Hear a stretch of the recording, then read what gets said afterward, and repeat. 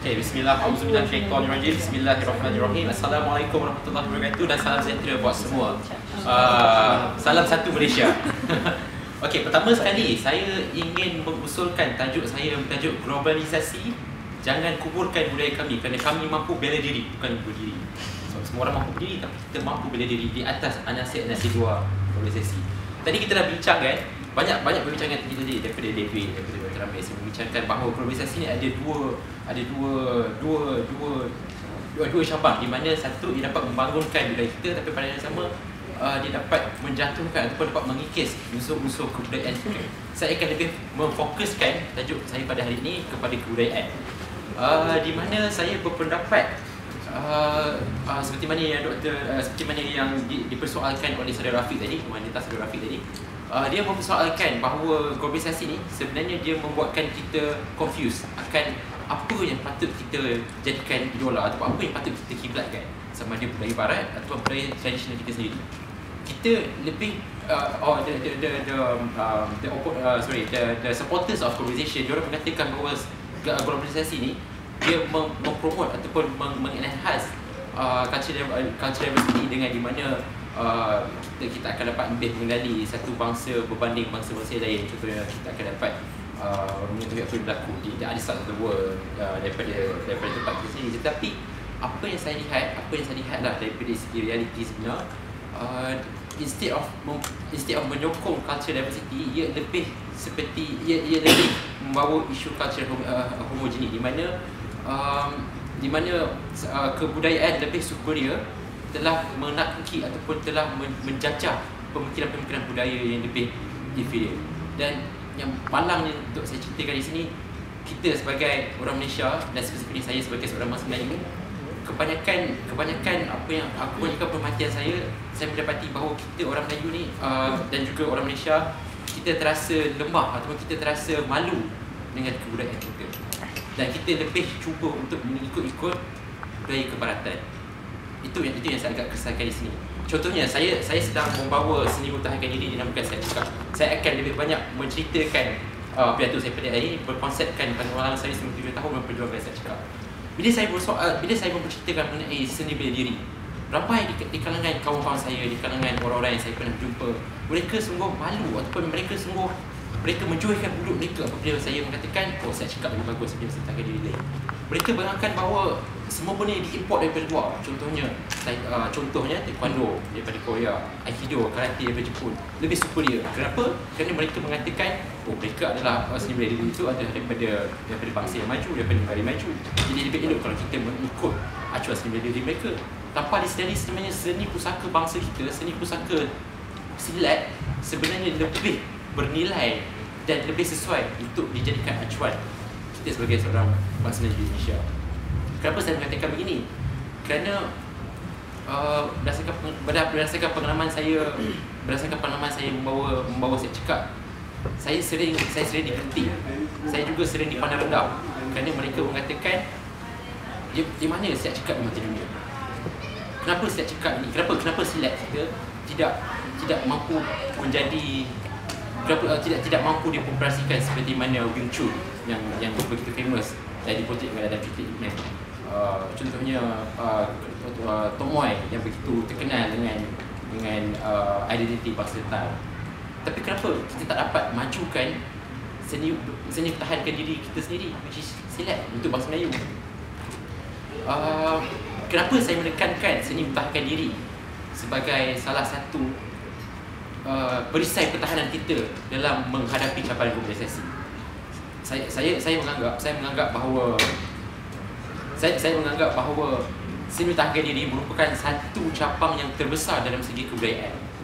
Kerana apa? Kerana dalam masyarakat Jepun, mereka bukan sekadar bangga dengan seni pertahankan diri mereka seperti aikido, karate, judo dan sebagainya, tapi mereka mengambil falsafah dan seni bela diri mereka dalam kehidupan seharian. Contohnya dalam masyarakat Jepun, mereka mempunyai satu falsafah yang dinamakan falsafah Bushido, di mana mereka membawa semangat kepahlawanan, semangat samurai di dalam menghadapi masalah-masalah kehidupan. Dan pada pandangan saya, semangat Bushido inilah yang menggerakkan negara Jepun maju semula dan bangkit semula selepas mereka ditewaskan dalam World War II. selepas mereka dibuang Hiroshima dan Nagasaki, tapi mereka mampu bangkit dan mampu menjadi one of the leaders of the global leaders in the world kerana mereka berpegang pada konsep Bushido. Tetapi apa yang kita lihat sekarang ni, konsep westernization ataupun saya mengandaikan bahawa globalization ni lebih fokus pada westernization dan americanization. Kita lihat sekarang ni remaja di Jepun, mereka lebih terpengaruh dengan unsur-unsur barat, di mana mereka cuba untuk meniru apa yang orang Amerika cuba lakukan. Dan apa yang telah terjadi dengan bangsa mereka sekarang, mereka ada satu gejala dinamakan hikikomori, di mana gejala hikikomori ni berlaku di kalangan remaja Jepun mereka. Gejala apa? Hikikomori. Kalau tak silap sebutlah kan, hikikomori, boleh Google lepas tu. Di mana remaja Jepun sekarang ni mereka tidak yakin dengan budaya mereka sendiri. Aku say this as a clash of conflicts. They call it the clash of conflicts between the cultural identity. Di mana mereka terlalu ingin menjadi barat sehingga mereka melebihi barat. Lihatlah seperti mana gejala mereka dalam segi cara berpakaian macam itu sekarang ni. Dan persoalan saya sekarang, kita mahu ke apa yang terjadi di negara Jepun ni ke atas negara kita sendiri? Tadi Dr. Ramesh menyebutkan mengenai rukun negara kita, mengenai bagaimana kita mampu membina jati diri kita berdasarkan rukun negara. Saya sangat setuju dengan apa yang Dr. Ramesh katakan tadi, bahawa rukun negara, jika kita berpegang teguh kepada 5 rukun negara kita ni, kita akan mampu membina perisai jati diri kita menghadapi unsur globalisasi. Tetapi bagaimanakah nak mempraktikkan rukun negara tersebut? Saya ingin mengatakan bahawa jika saudara sekalian terlibat dengan aktiviti seni pertahankan diri, benda itu akan maksud saya falsafah rukun negara itu akan diterapkan dalam jiwa kita secara praktikalnya. Instead of kita mengetahui teori, kita mengukuhkan teori ini, falsafah ni, teori ini, tapi tak dipraktikal. Dalam contohnya, dalam seni diri, apa yang saya belajar, saya cakap kesemua pergerakan saya cakap ni secara tak langsung mendidik kita, menanamkan satu falsafah dalam jiwa kita untuk membawa semangat kepahlawanan dalam kehidupan kita seharian. Saya tak maksud semangat kepahlawan di mana saya kena berjalan setiap hari mengangkat tanjak, berkerim, sampai bukan. Itu semua adalah image, itu semua adalah budaya berpakaian. Tetapi semangat kepahlawan yang saya cakapkan sekarang ni adalah falsafah kita dalam kehidupan seharian. Bagaimana kita menghadapi masalah-masalah tekanan luar. Baru-baru ni saya dikabarkan dari seorang sahabat kita, student di Melbourne, yang telah bunuh diri kerana stres dengan tekanan. Di Sydney. Di sini, tak maaf. Di Sydney yang stres dengan tekanan belajar. Dalam saya cakap, kita perlu tegaskan bahawa segala ancaman kita jangan elak.